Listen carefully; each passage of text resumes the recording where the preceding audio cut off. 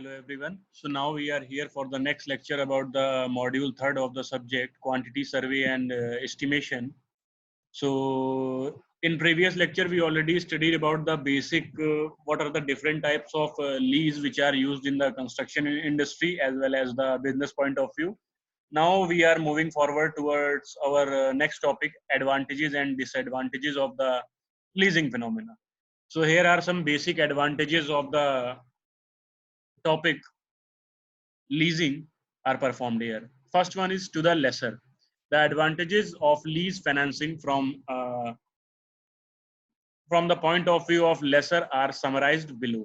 Lessor के जो भी advantages आ रहे हैं वो यहाँ पे बताए गए हैं. First one is assured regular income. मतलब जो भी आपका lessor है या फिर ये कह सकते हैं आप जो भी उस एसेट का ओनर है उसके रिगार्डिंग क्या एडवांटेज आते हैं. तो पहला एडवांटेज हमारा ये है रेगुलर इनकम एक एश्योरिटी हो जाती है उसकी. Lessor gets lease rental by leasing an asset during the period of lease which is an assured and regular income. It means कि आपका जो भी अमाउंट है जो कि एक पर्टिकुलर एसेट से आ रहा है उसके लिए आपका एक रेगुलर इनकम एक दे रही है आपका एसेट वो. तो ये श्योरिटी है एक रेगुलर इनकम की regarding the lessor.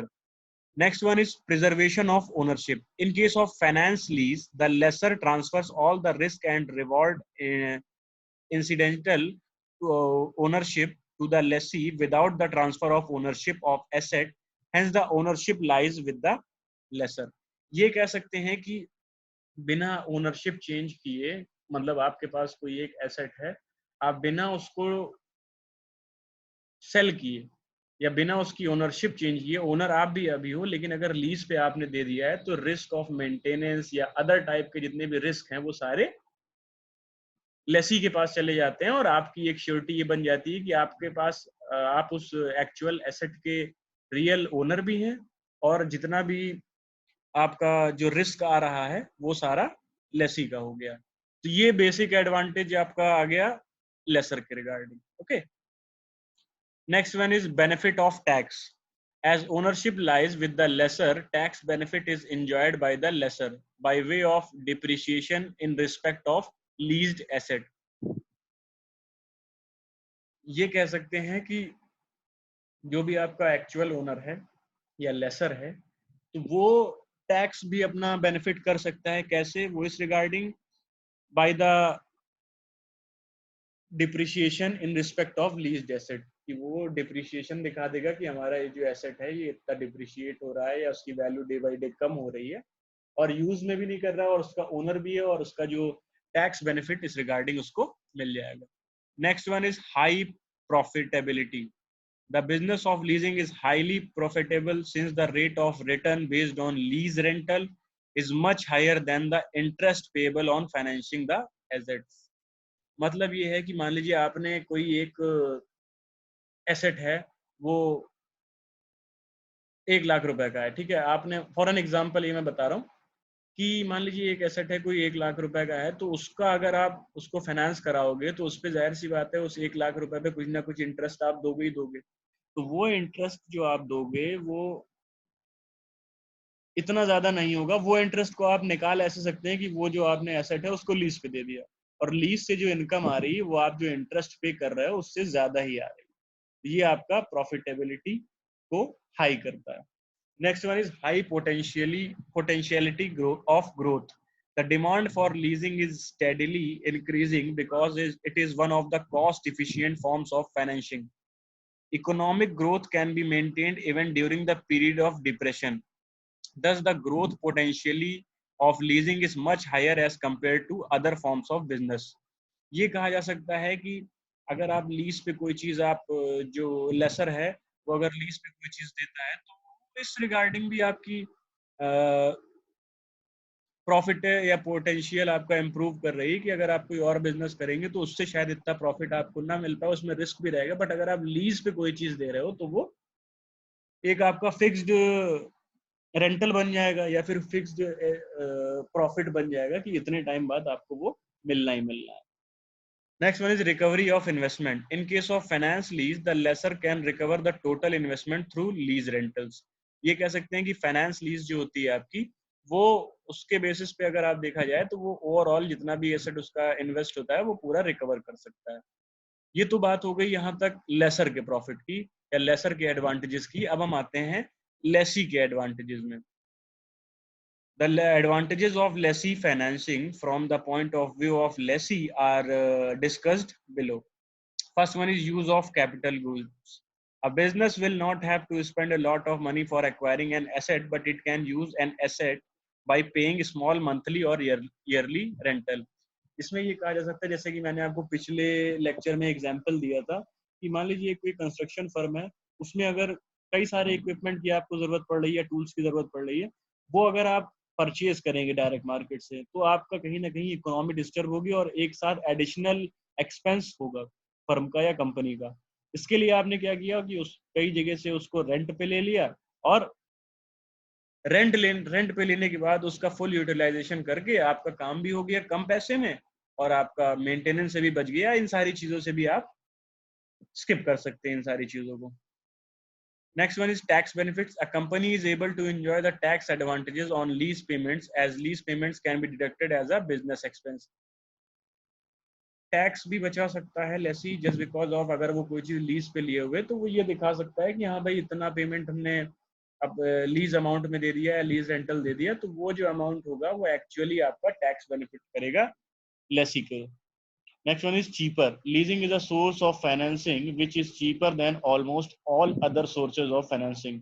लीजिंग ये हो गई कि अगर आप किसी चीज को लीज पे लेते हो तो वो बाकी सारे जो भी मेथड्स होंगे, चाहे वो फाइनेंसिंग हो या अदर्स हो या परचेजिंग हो, उससे आपका लीजिंग जो है वो काफी इकोनॉमिक बैठता है। Next one is technical assistance. Lessee get some sort of technical support from the lessor in respect of leased asset. मान लीजिए कोई एक, जैसा कि मैंने आपको एग्जांपल दिया था कि कोई एक इक्विपमेंट है, अगर आप उसको स्पेशल इक्विपमेंट है उसको लीज पे लाए, तो कंपनी या जिससे जो आपका लेसर है वो आपको एक पर्सनल स्पेसिफाइड या स्पेशल पर्सन भी प्रोवाइड करेगा जो कि इस इक्विपमेंट की कहीं भी कोई दिक्कत आती है तो वो अपना सॉर्ट आउट कर सके। टेक्निकल असिस्टेंट भी आपको मिलेगा। ये एक तरीके से बेनिफिट हो गया आपके लेसी का। Inflation friendly. Leasing is inflation friendly. The lessee has to pay fixed amount of rental each year even if the cost of the asset goes up. ये कह सकते हैं कि मान लीजिए पहले जो चीज 1 लाख रुपए की थी और वो लीज पे आपने ने ले ली, लेसी ने ले ली, but at after some time उसका जो रेट होता है या जो उसका प्राइस है वो कुछ बहुत ज्यादा बढ़ गया, लेकिन आपका जो लीज एग्रीमेंट है वो तो ईयरली है मान लीजिए, तो उस बीच आप अगर महंगी चीज को भी आप कम पैसे में भी यूटिलाइज कर सकते हैं। सो this is all about the inflation friendly regarding the advantage of lessee. Next one is ownership. After the expiry of the primary period, lessor offer the lease to purchase the asset by paying a very small sum of money. ये कहा जा सकता है कि मान लीजिए कोई एक इक्विपमेंट है, वो किसी लेसर ने लीज पे दिया एक लेसी को 5 साल के लिए।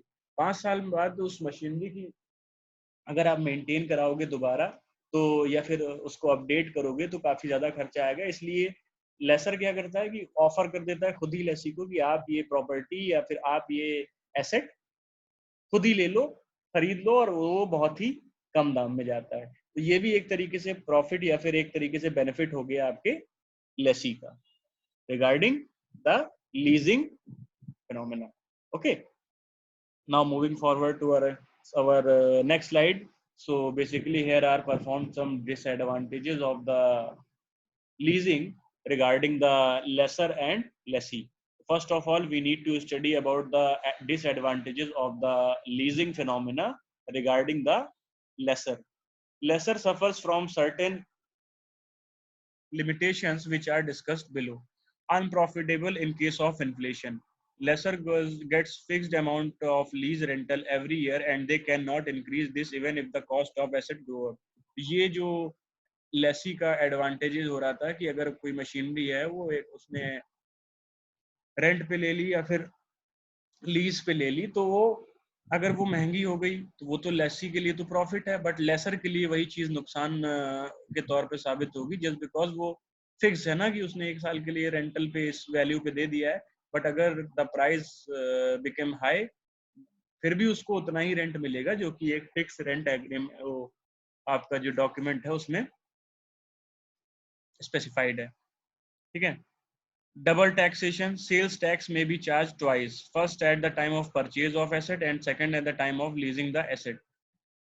डबल टैक्स देना पड़ेगा लेसर को जस्ट बिकॉज ऑफ, एक तो वो जब वो एसेट खरीदेगा तब वो टैक्स पे करेगा उस पर्टिकुलर अमाउंट पे, उसके बाद जब लीज पे देगा तो उस लीज से जो भी प्रॉफिट उसका हो रहा है उस पे भी तो वो टैक्स देगा। तो ये आपका डिसएडवांटेजेस हो गया एक तरीके से लेसर का। Third one is greater chance of damage of asset. As ownership is not transferred, the lessee used the asset carelessly, and there is a great chance that asset cannot be usable after the expiry of primary period of lease. ये कह सकते हैं कि मान लीजिए आपने asset कोई एक लेसर ने लेसी को दिया, यहाँ भाई आप इतने टाइम के लिए इसको लीज पे ले जा रहे हो, आप यूज करो। ओनरशिप तो अभी भी मेन लेसर की ही है, लेसी उसका फुल यूटिलाइजेशन केयरलेसली कर सकता है। तो आपका कहीं ना कहीं लैग आएगा कि आप जो उसकी इफिशियंसी है वो कहीं ना कहीं कम हो रही है उस पर्टिकुलर एसेट की या मशीनरी की। Okay, so basically this is the also the basic disadvantage of the leasing phenomena regarding the lessor. Now we are moving forward towards our the disadvantages of the leasing phenomena to the lessee. First one is compulsion. Finance lease is not cancelable, and even if a company doesn't want to use the asset, lessee is required to pay the lease rental. मान लीजिए आपने कोई एक लेसी ने एक कोई machinery lease पे ली 1 साल के लिए, बट 6 महीने में उसका काम हो गया, लेकिन फिर भी उसको जो पे करना है वो ओवरऑल ईयर का करना है, उससे कम में नहीं होगा, क्योंकि वो एक आपका लीज एग्रीमेंट में ये चीज स्पेसिफाई है कि 1 साल के लिए लिया है, 1 साल का इतना रेंट होगा वो आपको पे करना है। तो वो 6 महीने में ही अगर आपका काम खत्म हुआ जा रहा है, या कोई ऐसी चीज हो गई कि आपका साइट पे काम रुक गया, या कुछ भी ऐसी चीज आ गई, काम रुक गया, तो आप लेकिन रेंट आपको देना ही देना है, साल भर का देना है, कंपल्शन। तो ये एक तरीके से डिसएडवांटेज हो गया आपके लेसर का, लेसी का, sorry. Next one is ownership. The lessee will not become the owner of the asset at the end of lease agreement unless he decide to purchase it. Ownership कभी भी लेसी की नहीं हो सकती, वो हमेशा लेसर की रहेगी। वो तब तक रहेगी जब तक आपका लेसर उस पर्टिकुलर उसको सेल नहीं करता। Okay, next one is costly. Lease financing is more costly than other sources of financing because lessee has to pay lease rental as well as expenses incidental to the ownership of the asset. Sometimes ऐसा होता है कि जो आपका लेसी होता है वो, मान लीजिए वैसे मैंने आपको एग्जांपल दिया था कि कोई एक चीज है वो 10,000 की है और 5 साल के लिए, तो 5 साल में उसने 50,000 रुपए दिया, ठीक है। ठीक है, 1 साल का रेंट अगर 10,000 रुपए आ रहा है और 10,000 की उसकी एसेट की वैल्यू है ओवरऑल, तो 5 साल में वो 50,000 हो जाएगी, और आपका ओरिजिनल एसेट कितने का था? 10,000 का ही था। But due to some economic condition अगर वो चीज लीज पे ली जाती है, तो ये कहीं ना कहीं लेसी के लिए कॉस्टली पड़ेगा, जो कि एक डिसएडवांटेज दिखाता है यहाँ पे पर्टिकुलर। यहाँ ये लेसी का डिसएडवांटेज हो गया कि उसको कॉस्टली पड़ रही है पर्टिकुलर वो इक्विपमेंट या asset. under understatement of asset. As lessee is not the owner of the asset, such as asset cannot be shown in the balance sheet, which leads to understand of lease is asset. ये कह सकते हैं कि जो लेसी होगा उसने वो चीज खरीदी तो है नहीं, ओनर तो अभी भी लेसर ही है, तो वो अपनी बैलेंस शीट में ये नहीं दिखाएगा कि हमारे फर्म में पर्टिकुलर ये एक इक्विपमेंट है, इसकी वैल्यू इतनी, इसका रिपेयरिंग इतनी आ रही है, तो वो ये चीज नहीं शो कर पाएगा कहीं ना कहीं, ठीक है। दैट्स वाई कहीं ना कहीं ये चीजें लैग करेंगी। Okay, so basically in this lecture we studied about the advantages and disadvantages of the leasing phenomena, and regarding the lessor and lessee differently. So according to the study point of view, this is the very important topic. Also, we also need to know the what are the basic advantages of lessor and lessee regarding the leasing. So leasing phenomena में हमें advantages और disadvantages दोनों का ही एक अलग importance है, ये हमें पूरा पता होना चाहिए।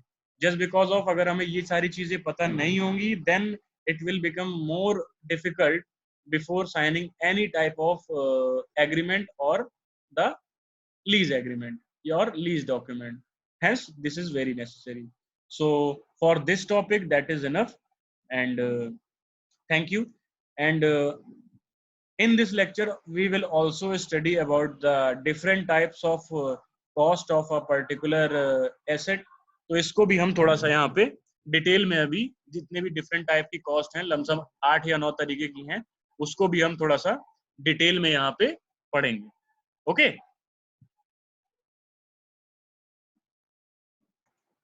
So as I discussed that we need to study different types of values. So the first one is the scrap value. Scrap value is defined as the value of dismantled materials for a building when the life is over at the end of its utility period. ये कह सकते हैं कि मान लीजिए कोई एक building है, अगर उसका ओवरऑल टाइम पीरियड पूरा हो चुका है या यूटिलिटी पीरियड पूरा हो चुका है तो उसके बाद आप उसको डिमोलिश करोगे. डिमोलिश करने के बाद जो जितना भी मटेरियल बच रहा है उसकी जो कॉस्ट आएगी वही आपकी होती है scrap value. The dismantled materials like steel, timber, bricks, etc. will fetch certain value which is called as the scrap value of that building as I discussed in this topic. Scrap value वो होगी कि कोई भी एक structure है उसका utility period पूरा हो गया, उसके बाद आप उसको अगर आप फर्दर डिमोलिश करके उसके जितने भी सारे वो है आपके, अगर आप उसके जितने भी मटेरियल निकल के आ रहा है डिमोलिशमेंट के बाद, वो जो उसकी कॉस्ट होगी उसको आपको होगी वो स्क्रैप वैल्यू है. Okay. So this is all about the scrap value. And the next one is salvage value. This is the value of the building at the end of the utility period without being dismantled. मतलब ये हो गया कि एक कोई building है उसका utility period पूरा हो चुका है बट उसको डिसमेंटल नहीं किया गया है. ठीक है, उसको डिसमेंटल्ड नहीं किया गया है, ऐसा ही उसका अगर आप ओवरऑल प्राइस लगाएंगे तो this is all about the salvage value. For example, a machine after the completion of its usual span of life or when it becomes uneconomical to use, it may be sold and the same machine may be purchased by the other person for the use of the some other purpose. The price at which the purchased that machine is called as salvage value and which is called as a sale value. So basically the thing is that कि अगर एक कोई machine है उसका utility period पूरा हो गया है, ठीक है, मान लीजिए एक कोई मोटर है, एक 5 हार्स पावर का मोटर है, ठीक है, उसका यूटिलिटी पीरियड पूरा हो गया, वो एक बड़ी फैक्ट्री में लगा हुआ था मोटर. बट अब एक अगर कोई छोटा या फिर स्मॉल कैटेगरी का या फिर छोटे बजट का फैक्ट्री ओनर है, वो अगर उसको परचेज कर रहा है और उसका काम इतनी लोडिंग का नहीं है, फिर भी वो उसको 5 किलो या 5 हार्स पावर का जो मोटर है वो उसको कम रेट में मिल रहा है, तो वो अगर उसको खरीद रहा है after utility of that 5 horse power motor, तो वो उसकी साल्वेज वैल्यू या सेल वैल्यू में आएगा. Okay. So this is all about the salvage value. Next one is market value. Okay. So market value is all about the market value of the property is the amount which can be obtained at any particular time from open market. If property is put on for sale, मतलब ये कह सकते हैं कि आपके पास कोई asset है, आप उसको रैंडमली सेल करना चाहते हो, तो जो जैसी और सारे लोगों को पता लगा कि हाँ आप ये चीज सेल कर रहे हो, सो सेल करने के लिए आपका जो भी मार्केट में जो रेट उस पर्टिकुलर एसेट का खुल के आएगा वो आपका मार्केट वैल्यू होगी. Okay. Market value may differ from time to time accordingly to demand and supply.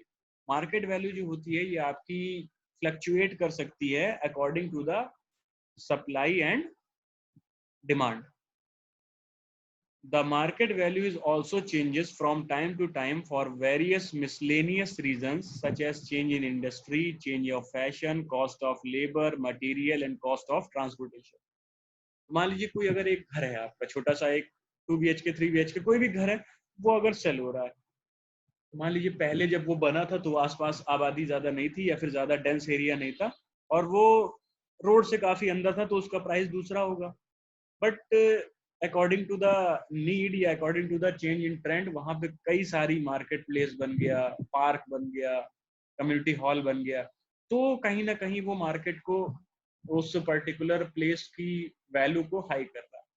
या फिर ये हो सकता है कि जब आपने कहीं पे एक घर किसी लोकेलिटी में लिया तो वहां पे आसपास सराउंडिंग्स में बहुत ज्यादा चीजें नहीं थी, तो वो ओपन एरिया था। लेकिन ऑल ऑफ सडन वहां पे कई सारा ऐसा कंस्ट्रक्शन हो गया कि आपका जो पर्टिकुलर आपकी जो प्रॉपर्टी थी वो थोड़ी सी डेंस एरिया में आ गई, और वहां पे जो मतलब वेंटिलेशन प्रॉपर नहीं हो पा रहा है या फिर रास्ता प्रॉपर नहीं है, तो आपकी मार्केट जो उसकी वैल्यू होगी वो कहीं ना कहीं लैग करेगी। So market value is all about regarding these phenomena. Okay, इसके अलावा अगर आपके चेंज इन ट्रेंड हो गया, ट्रेंड चेंज हो गया कि अब पहले वो घर ऐसे बनते थे, अब नए ट्रेंड पे बीम और कॉलम पे बन रहे हैं, फ्रेम्ड स्ट्रक्चर बन रहा है, या फिर fashion change of fashion means की डिजाइन मेथोडोलॉजी या जो उसका जेस्चर है वो थोड़ा सा चेंज हो रहा है। Cost of labours and materials, मान लीजिए मटेरियल जब वो घर बना था तो बहुत सस्ता था, फिर जैसे जैसे मटेरियल के प्राइस में हाइक हुआ तो आपकी कॉस्ट भी बढ़ गई। कॉस्ट ऑफ ट्रांसपोर्टेशन, मतलब उस पर्टिकुलर प्लेस तक पहुंचने के लिए आपको डायरेक्ट ही आप निकल रहे हो, मेट्रो स्टेशन है बगल में, या फिर पब्लिक कन्वेंस इजिली मिल रहा है वहां पे, पब्लिक ट्रांसपोर्टेशन। तो ये सारी चीजें डिपेंड करेंगी उस पर्टिकुलर एसेट की वैल्यू पे। So these are the parameters which all about the market value of that particular asset. Okay. Next one is book value. Book value is the amount shown in the account book after allowing the necessary depreciation. Book value ये हो गई कि मान लीजिए कोई एक आपका घर है, वो आपने लिया 25 लाख का, बट एट सर्टेन टाइम या यूटिलिटी के बाद उसका कहीं ना कहीं प्राइस लैग कर रहा है, तो ये आपकी बुक वैल्यू में आएगा कि ओवरऑल जितना पैसा उसमें इन्वेस्ट हुआ था या जितना कंस्ट्रक्शन कॉस्ट आई थी उसमें से उसका डिप्रिसिएशन कॉस्ट माइनस कर दिया जाए। The book value of the property at a particular year is original cost minus the amount of depreciation up to previous year, जैसा कि मैंने आपको भी बताया। The book value depends upon the amount of depreciation allowed per year and will gradually increases year to year, and at the end the utility period of property the book value will be only scrap value। मतलब ये होगी कि book value होगी current value कितनी है। मान लीजिए कोई स्ट्रक्चर या कोई एक एसेट है 10 साल पहले बना था, अब उसकी यूटिलिटी 10 साल हो गई, हर साल उसमें उसकी स्ट्रेंथ में या कहीं ना कुछ कमी आ रही, तो वो आप डिप्रिसिएशन निकालते जाएंगे उससे, ओवरऑल कंस्ट्रक्शन कॉस्ट में से, ओवरऑल प्राइस में से उतना माइनस करते जाएंगे। एट एंड जब यूटिलिटी पीरियड उस पर्टिकुलर एसेट का एंड होगा या पूरा होगा, तो आपकी जो वैल्यू बचेगी book value as same as scrap value. Okay, next one is potential value. when the property is capable of fetching more return due to its alternate use or by advantageous planning or providing development work, then that value of property is called as potential value। potential value ये होगी कि आपने मान लीजिए कोई एक plot लिया कहीं पे, ठीक है, किसी एक लोकेलिटी में, तब वहां पे बहुत ज्यादा डेंस पॉपुलेशन नहीं थी, बट टाइम डिपेंडेंटली थोड़ा थोड़ा वहां पे पॉपुलेशन इंक्रीज हुई, ठीक है, लोग आके और वहां पे रहना शुरू किए, अगल बगल की प्रॉपर्टी सेल आउट हुई, तो वो कभी कदार ऐसा होता है कि वो रेजिडेंशियल कम कमर्शियल एरिया हो जाता है, तो वो जो उसकी वैल्यू होगी कहीं ना कहीं इंक्रीज करेगी, and which is all about the potential value of that particular asset. Okay, next one is sentimental value. Sentimental value में हम ये जान लेंगे कि when the property is sold और purchase at the higher value than the market value due to sentiments of the owner और the purchaser of the property is called sentimental value. इसका एक एग्जांपल, बहुत ही बेसिक एग्जांपल मैं यहाँ पे देना चाहूंगा कि मान लीजिए आप एक जिस भी लोकेलिटी में आप रह रहे हो, ठीक है, दो तरीके से इसको समझा जा सकता है। मान लीजिए जिस भी लोकेलिटी में जहाँ पे आपका घर है वहां पे आप रह रहे हो और आप छोटे से घर में रह रहे हो, आपके जस्ट बगल वाला घर मान लीजिए बिक रहा है, उसकी कीमत 10 लाख रुपए है, बट मार्केट वैल्यू, बट आप उसी लोकेलिटी में रह रहे हैं, तो आप कोशिश करोगे कि ये आप ही खरीद लो खुद से, किसी और के हाथ में ना जाने पाए, तो आप 10 की जगह फॉर एन एग्जाम्पल 12 लाख रुपए भी दे दोगे उस चीज के, अगर आपके पास पैसा है, या फिर आप जैसे भी अरेंज करके उसको आप महंगे से महंगा खरीदने की कोशिश करेंगे। तो this is all about the sentiments of that particular owner और द सेलर। तो ये आपका सेंटिमेंटल वैल्यू होगी। The main cause of sentimental values are as follows. The owner may be very much attach to the property, so he she shall demand fancy price. मतलब कि ये होगा कि एक किसी आदमी ने घर बहुत ही इंथुजियास्ट होके बनाया कि हाँ ये हमारा घर है, इसमें हम ये सारी चीजें कराएंगे, फ्लोरिंग बहुत अच्छी कराएंगे और कबर्ड वगैरह बहुत अच्छे बनाएंगे, ग्रेडिंग बहुत अच्छी यूज करेंगे घर के कंस्ट्रक्शन में, तो वो अपने मुंह मांगी कीमत मांगता है कि भाई हम इतने का देंगे, इससे कम में हम नहीं देंगे। तो ये हो गई एक तरीके से sentimental value of that particular asset. Next one is the situation and the class of the property may suit a particular prospective purchaser which may be ideal for his purpose and may have special values to him. मान लीजिए किसी को एक किसी का business चल रहा है, वो छोटी सी 2 दुकानों में चल रहा है। अब वो चाहेगा उसका शोरूम, अगर आगे चल के उसका बिजनेस बहुत अच्छा चलता है तो वो चाहेगा कि भाई उसका शोरूम भी बन जाए। तो वो शोरूम बनाने के लिए क्या करेगा, उसके जो सराउंडिंग में जो शॉप्स हैं, जाहिर सी बात है पहले वो उसी को टारगेट करेगा कि अगर हमें मिल जाए तो 2 मेरे पास है, 2 दुकानें मैं और बगल में खरीद लेता हूँ, तो हमारा पूरा बड़ा सा शोरूम हो जाएगा। तो ये हो गया, उसके लिए भी वो वैल्यू जो लगाएगा वो मार्केट वैल्यू से ज्यादा ही लगाएगा। Okay, if the property is put on for sale and 2 prospective purchasers are determined to outbid, then definitely the value of the property will reach higher than the existing market value. अब मान लीजिए कोई एक property है, उसके 2 दावेदार है कि वो 2 बंदे हैं अलग अलग, या 2 इंडिविजुअल हैं, वो चाह रहे हैं कि हम भी खरीद लें, हम भी खरीद लें। तो फिर बिडिंग होगी, और बिडिंग में जो ज्यादा प्राइस पे करेगा उसी को प्रॉपर्टी जाएगी। अब बिडिंग जब होगी तो फिर जाहिर सी बात है 10 लाख की चीज से शुरू होगी, अब वो जो कौन कितनी महंगी खरीद सकता है। सो this is all about the sentimental value of a particular asset. Okay, next one is the speculation value. When the property is purchased so as to sell the same as at profit after some duration, the price paid is known as the speculation value. For example, if government is planning for some project or construction of a new road or expansion of the existing road from a particular area, then that area gains more value from the actual and market value, and the speculators always buy such property low cost and sell it again after some duration. The value at which he purchases the property is called the speculation value. मतलब ये है कि मान लीजिए कोई एक government की scheme है, या फिर कोई एक लोकेलिटी ऐसी है, या कोई एक सोसाइटी ऐसी है जहाँ पे आपने एक प्लॉट ले लिया स्टार्टिंग में, आपको पता है यहाँ पे कि उसमें अभी रोड निकलेगी, यहाँ पे कम्युनिटी सेंटर बनेगा, यहाँ पे शॉपिंग मॉल प्रपोज्ड है, तो वो सारी चीजें जब बन जाएंगी तो आप जब उस प्रॉपर्टी को सेल करोगे तो जाहिर सी बात है वो आपको एक अच्छा खासा प्रॉफिट देके जाएगी। ठीक है, मान लीजिए 10 लाख की चीज खरीदी थी, वो शायद 20 लाख की बिक जाए, 30 लाख की बिक जाए। वो क्यों? क्योंकि उस पर्टिकुलर एरिया के सराउंडिंग कई सारी चीजें ऐसी हैं जो उस प्रॉपर्टी के रेट को इंक्रीज कर रही है, क्योंकि लोगों की डिजायर बढ़ेगी कि हाँ यही प्रॉपर्टी हमें लेनी है, तो वो उसके मुंह मांगी कीमत मिलेगी आपको। ठीक है, तो स्पेकुलेशन वैल्यू वो हो गई जो भी जब भी उस पर्टिकुलर इंडिविजुअल ने एट द स्टार्टिंग में ही जब वो चीज प्रॉपर्टी एसेट को बनाया या खरीदा, तो वो उसकी स्पेकुलेशन वैल्यू हो गई। Okay, next one is distress value. Distress value is also a very important point of view regarding the valuation. So if the property is sold at lower price than that which can be obtained for it in open market is called distress value. This may be due to various reasons which are mentioned below. Financial crisis of our vendor due to which she sells the shop or the property at very low price. Panic due to riots, earthquake, quarrel among the partners, sentimental reasons. ये हो सकता है।